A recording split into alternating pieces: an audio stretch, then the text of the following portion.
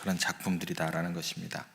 하나님 아버지의 마음이 아주 깊이 감동적으로 드러날 수 있는 장면이 이제 자연 만물 가운데 있다라고 우리가 이해를 하시면 좋을 것 같습니다. 예를 들어서 이제 염남거미라는 그런 거미의 종류가 있다고 합니다. 영남거미의 암컷이 산란 시기가 되면 나뭇잎을 이렇게 돌돌돌 이렇게 말아가지고 주머니를 이제 만들게 됩니다. 그리고 주머니 안으로 자기가 쏙 들어가겠죠. 그리고 입구를 막아버린다고 합니다. 밀폐해 버리는 거죠. 왜냐하면 이제 산란을 해야 되는데 또 그 밖에다 산란을 하게 되면 무수한 천적들의 이제 밥이 되니까 그걸 완전히 보호하기 위해서 굴을 만들고 그 안을 이제 밀폐를 해고 자기가 들어가는 거예요. 그러면서 이제 그 안에서 새끼를 낳는다고 합니다. 그러면 이제 적으로부터 이제 완전한 보호가 되는 거죠. 그런데 문제가 하나 있습니다. 문제가 뭘까요? 식량이 없는 거예요. 먹을 것이 이제 그 안에는 없는 것입니다. 왜요? 완전히 막아놨기 때문에. 그래서 이제 이 새끼 거미들이 자라면서 결국 어떤 일이 벌어지게 되냐면 어미를 이제 먹습니다. 그러니까 어미는 어떤 결단을 하는 거냐면 자기 몸을 내놓고 또 그 고통 가운데서 자식을 키우고 자기는 죽게 되는 거예요. 여러분 생각해 보세요. 미물입니다. 그것도 곤충입니다. 거미가 무슨 생각이 있어서 자기 자식을 향해서 자기를 희생하며 목숨을 내놓겠냐는 거예요. 거미가 어떤 생각이 있지는 않을 것입니다. 그것은 하나님께서 그렇게 창조하셨다라는 그 내용으로밖에 설명이 안 됩니다. 창조주의 마음이 또 창조주의 그 영광이 그 사랑이 그 만드신 그 만물 속에 분명히 내재되어 있다라는 거예요. 그것을 보고 우리가 느끼고 깨달을 수 있는 것은 그 하나님의 사랑이 이렇게 우리들 가운데 보여지게 되더라. 그런 내용이 담겨져 있다라는 것입니다. 하나님 아버지의 마음이 내가 너희들을 위해서는 내 살을 내어주겠다. 그래서 예수님께서 이렇게 말씀하십니다. 내 살을 먹고 내 피를 마시는 자는 영생을 얻는다고. 내가 그렇게 섬기러 왔다고. 내가 그렇게 목숨을 내어주려고 왔다라고 하셨습니다. 만물 가운데 담겨있는 하나님의 뜻과 그 사랑, 그 아버지 하나님의 마음이다라는 것입니다. 이사야 선지자를 통해서는 이렇게 말씀해 주십니다. 이사야 49장 15절 말씀인데 저희들이 함께 한 목소리로 읽겠습니다. 여인이 어찌 그 젖먹는 자식을 잊겠으며 자기 태에서 난 아들을 긍휼히 여기지 않겠느냐. 그들은 혹시 잊을지라도 나는 너를 잊지 아니할 것이로. 여기 보시면 이제 어머니의 마음들이 나옵니다. 뭐예요? 절대 못 잊는다라는 것이죠. 그러니까 하나님 아버지의 마음이 뭐냐면 못 잊는다라는 거예요. 그 다음에 그 뒷부분에 뭐라고 되어 있어요? 혹시나 어머니의 마음들이 그렇지 않겠지만 그들은 잊을지라도 나 하나님은 뭐라 그러는 거예요? 절대 그들은 잊을지라도 나는 잊지 못한다는 거예요. 나는 너희를 못 잊는다. 그러니까 부모님의 마음보다 누구의 마음이 더 크신 거예요?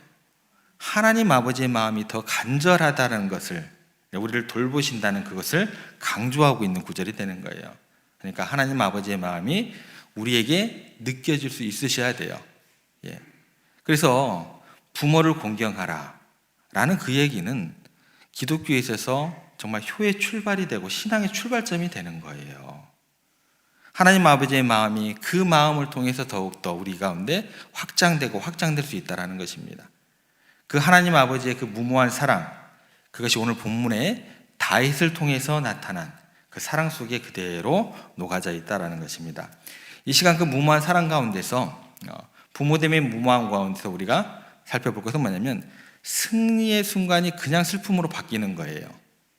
승리가 슬픔이 되는 그런 무모함에 대해서 한번 살펴보겠습니다. 그러니까 일의 성취가 중요하지 않아요.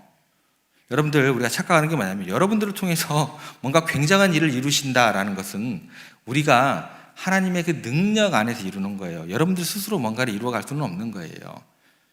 항상 질문을 드리잖아요. 천지 창조할 때 하나님을 도와주신 분 손 들어보세요. 손 못 드시잖아요. 하나님께서 일을 다 하시는 거예요. 여러분들 생각을 그렇게 하셔야 돼요. 일의 성취가 중요한 게 아니에요. 승리가 중요한 게 아니에요. 승리보다 그 더 귀한 것이 뭐예요? 우리의 생명이고 하나님 아버지의 우리를 향한 사랑이 더 중요하다는 거예요. 이게 신앙생활에서 어긋나 버리면요, 신앙생활 굉장히 힘들어지십니다. 답이 안 나와요. 이제 이렇게 돼버리면. 지금 압살롬 왕자가 반란을 일으켰습니다. 반란을 일으켜가지고 다윗왕을 예루살렘 성에서 쫓아냈습니다. 도망가고 있는 다윗을 잡아 죽이려고 군대가 지금 추격해 오고 있는데, 이제 그 반란군을 평정하기 위해서 반란군의 그 주도적인 역할을 했던 압살롬이 전장터에서 죽었고, 또 기쁜 소식이 전해져 들어왔어요. 그런데 그 승전고가 울려 퍼지는 순간 다윗은 통곡하기 시작해요. 그리고 그 소리가 백성들에게 다 들리면서 갑자기 승리 대신, 기쁨 대신 슬픔으로 가죽타게 됩니다. 영광스러운 그 순간에 주인공인 다윗이 슬퍼하신 모습이 사무엘사 18장 33절에 나옵니다. 그 슬퍼하는 모습을 좀 구체적으로 살펴볼게요. 이렇게 기록되어 있습니다. 왕의 마음이 심히 아파. 승리를 했는데 왜 아파요? 참 이해가 안 되는 장면이죠. 그죠? 원수가 죽었어요. 문 2층으로 올라가서 우니라. 그가 올라갈 때에 말하기를 내 아들 압살롬아, 내 아들 압살롬아. 왼수죠. 아들이 아니라. 압살롬아, 차라리 내가 너를 대신하여 죽었다면 압살롬 내 아들아, 내 아들아 하였더라.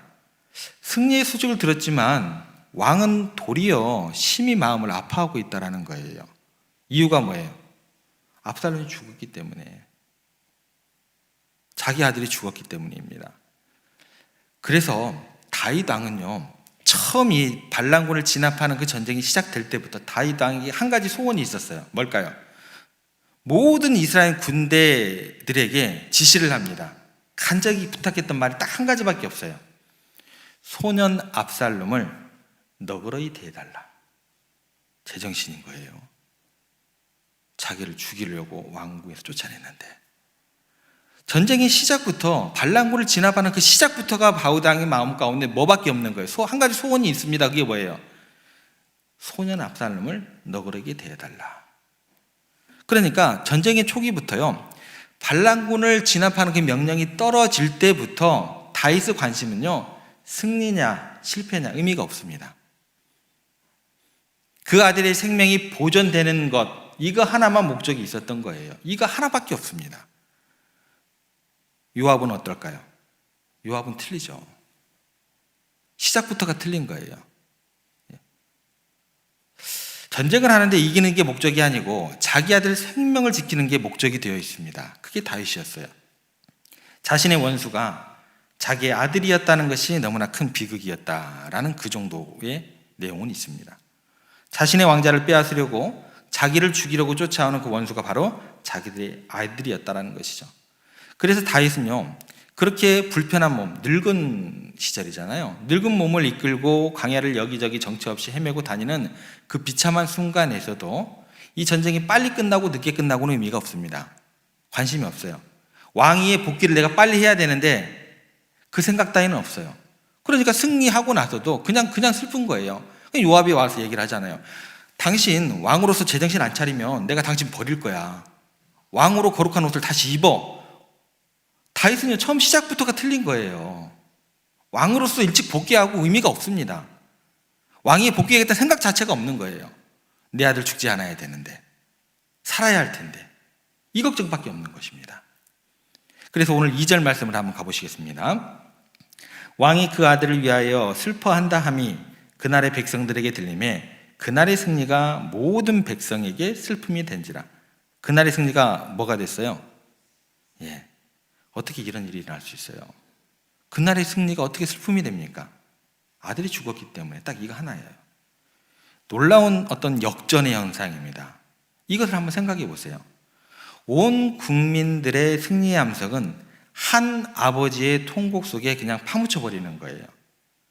3절 말씀에 보면 이걸 이렇게 설명을 합니다. 그들의 승리의 소식을 가득 안고 돌아오면서 그들의 모습이 어떻게 표현되냐면 패잔병이 되어버렸어요.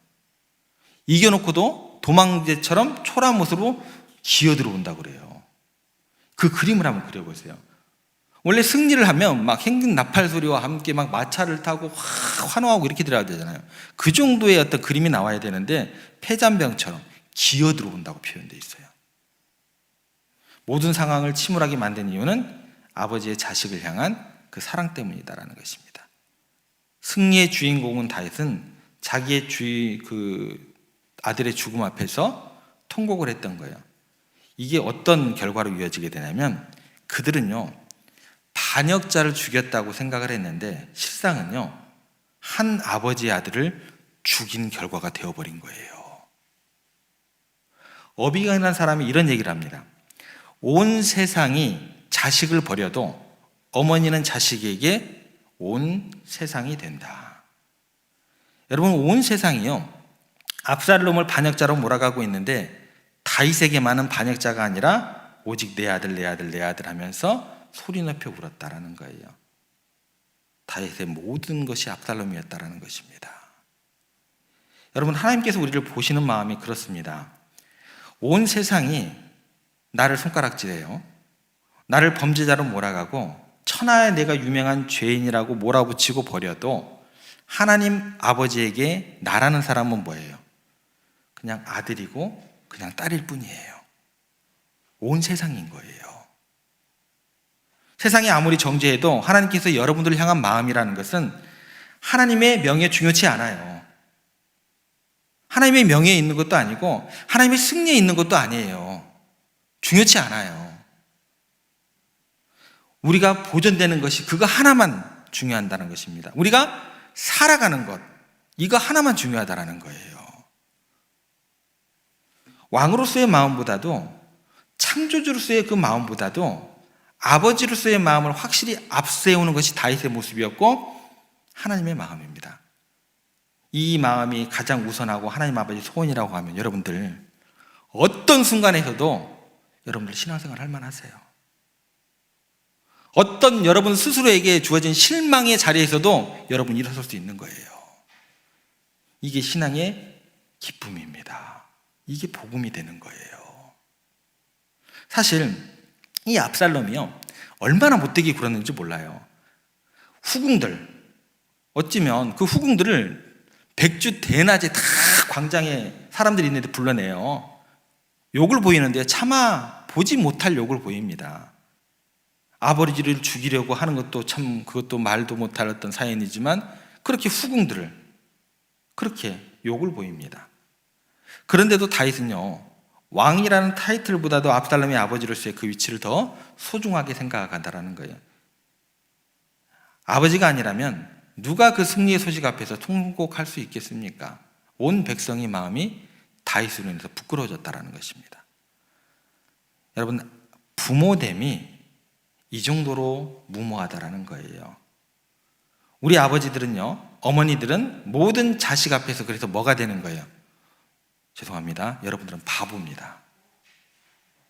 바보가 되는 거예요, 여러분들은. 너무나 무모해질 정도로 바보가 되는 여러분들이더라는 거예요. 그런데 여러분들, 그 부모됨의 무모함을 너무 탓하지 마세요. 그것이 다 부모됨의 진정한 마음이 다라는 것입니다.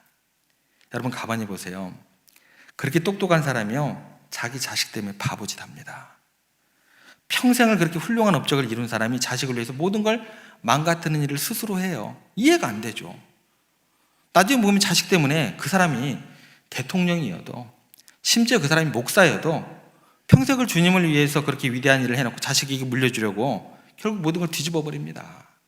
대통령이고 아무 필요 없어요. 그게 뭐예요? 인간의 마음이더라는 거예요. 잘못은 맞아요. 근데 그게 부모됨에 심겨진 그 마음이다라는 거예요.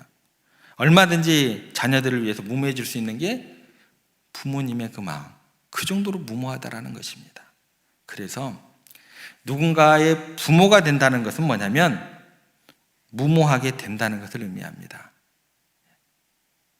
여러분, 그것이 우리의 마음이고 하나님께서 우리에게 주신 자식 사랑하는 그게 본성이다라는 것입니다. 우리는 다른 사람에게 그래서 부끄러움이 되어도 개의치 않고 부모됨의 도리, 부모됨의 그 도리를 성실하게 다할 뿐이에요. 도무지 지금 왕으로서 채통이 안 서요.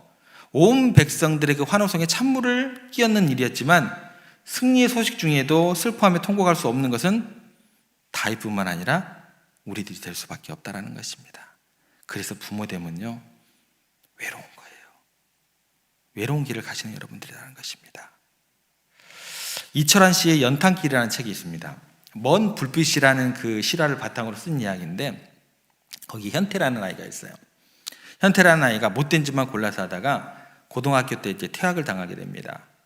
아무리 부모님이 교장 선생님을 찾아가서 하나밖에 없는 자식인데 기회를 한번 주시면 안 될까요? 라고 이렇게 부탁을 해도 뭐 폭력을 행했죠. 또 물건들을 훔쳤죠. 너무나 못된 짓을 하니까 그건 어떻게 구제 방법이 없어요. 결국 퇴학을 당했습니다. 그리고 나서 좀 이렇게 변화됐으면 좋았을 텐데, 또 학교를 안 가고 더 나쁜 친구들 어울려다 보니까 매일 경찰서에서 전화가 와요. 그리고 가서 이제 합의금 주고 데리고 나가고, 이게 부모님들의 일이었습니다. 도저히 어쩔 도리가 없는데 그 아버지가 사기를 당해서 또 전 재산까지 다 잃어버렸습니다. 그러니까 이제 합의금 줄 돈도 없어요. 할 수 없이 아버지가 지방에 내려가서 막노동을 하면서 근근히 살아가는데, 이 녀석은 자꾸 경찰서에 자꾸 붙잡혀가요. 전화가 와요. 이제 방법이 없는 거예요. 그런데 어느 날 새벽에 집으로 전화가 옵니다. 경찰서입니다. 아버지 성함이 김재천 씨예요. 김재천 씨가 절도 혐의로 잡혀 이곳에 왔습니다. 그러니까 나 아버지 보니까 아버지가 절도 혐의로 잡히고 또 감옥살이를 하게 되었습니다. 면회를 갔는데 아무 말이 없으셨던 아버지가 돌아가는 아들 현태에게 이렇게 말을 합니다. 아비로서 자식에게 이런 꼴 보여서 죄스럽구나. 사는 게 너무 힘들어서 아버지가 순간적으로 잘못을 저질렀다. 아버지가 이 모양이니 넌들 바른 길을 갈 수 있겠냐. 아버지를 용서해라. 얼마 후에 이제 아버지가 출감을 하게 되는데 비틀거리면서 이제 감옥에서 나옵니다. 그때 어머니하고 현태가 이제 뒤에 따라가고 있다가 어머니가 이런 말을 합니다. 너는 꿈에 들랑 이런 곳에 기웃거려서는 안 된다. 교도소는 인간을 처참하게 만드는 곳이란다. 너도 봤지? 순간적인 실수로 저렇게들 갇혀 지내는 거야. 이렇게 이야기를 하다가 어머니가 갑자기 서름에 북받쳐서 막 울면서 현태에게 대해 이야기합니다. 이놈아, 앞에 걸어가는 아버지를 좀 봐라. 너 때문에 네 아버지 걸음도 잘 못 걸으시잖아. 너는 죽었다 깨어나도 네 아버지 마음 모를 거야. 네 아버지는 도둑질 같은 거 하지도 않았어. 너 때문에 일부러 그러신 거야. 교도소가 사람이 있을 곳이 아니라는 것을 너에게 보여주려고 생떼 같은 네 놈, 거기서 네 젊은 시절 다 보낼까 봐 너를 더 이상 꺼낼 돈도 없으니까 아버지가 너에게 절대로 이런 곳에 가서는 안 된다는 것을 보여주신 거야.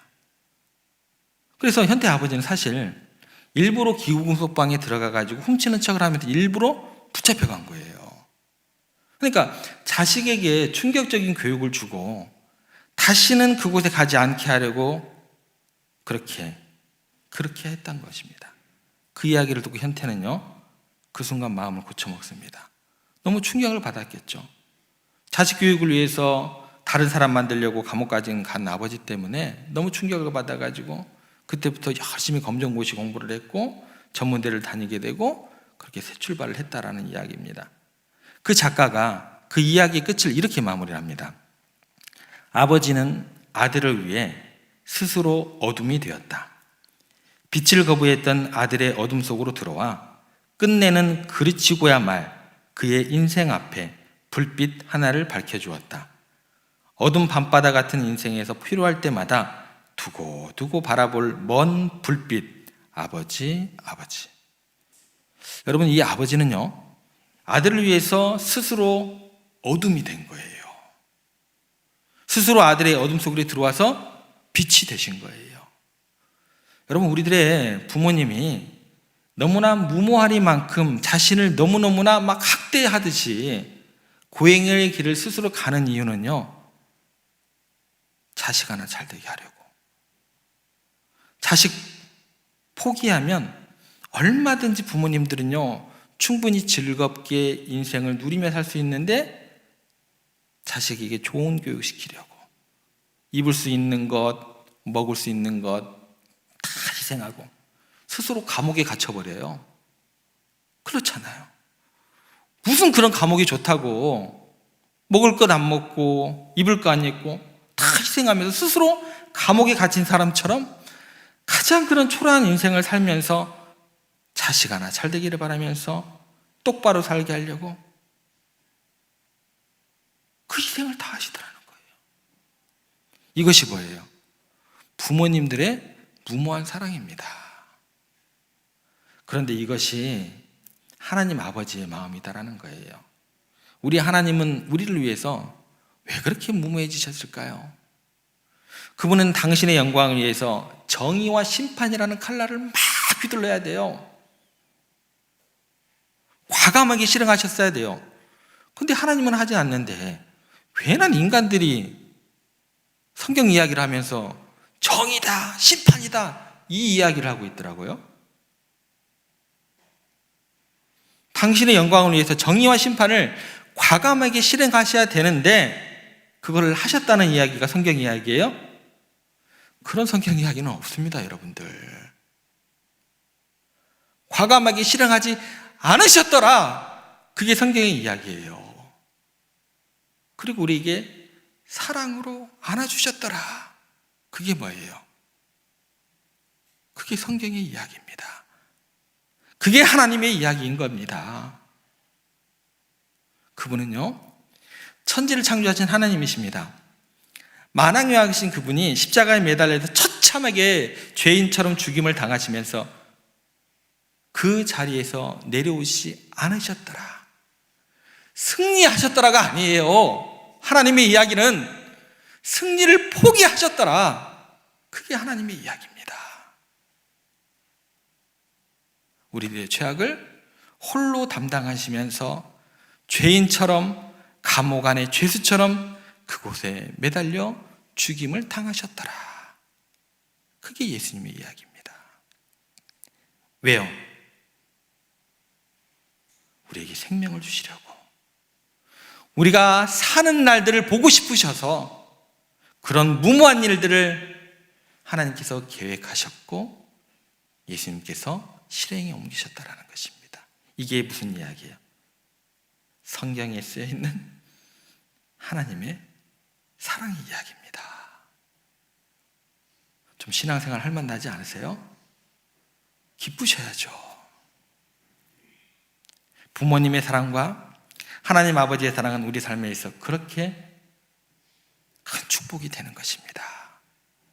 이 놀라운 사랑을 우리 마음속에 깊이 간직하시고 먼저는 부모님께 감사하는 마음으로 살아가시면서 더 나아가서 하나님 아버지께 순종하고 사랑하는 삶을 살아가도록, 더 나아가서 우리 자녀들에게 그렇게 내리사랑으로 하나님의 그 사랑 제대로 전하시기 바랍니다. 잘못된 복음 전하시면 안 돼요. 그런 복음을 전하시면서 여러분들의 삶에서, 여러분들의 가정 가운데 주님의 은혜와 평강이 가득하게 되기를, 그런 5월, 그런 가정의 달 되시기를 주님의 이름으로 축복합니다.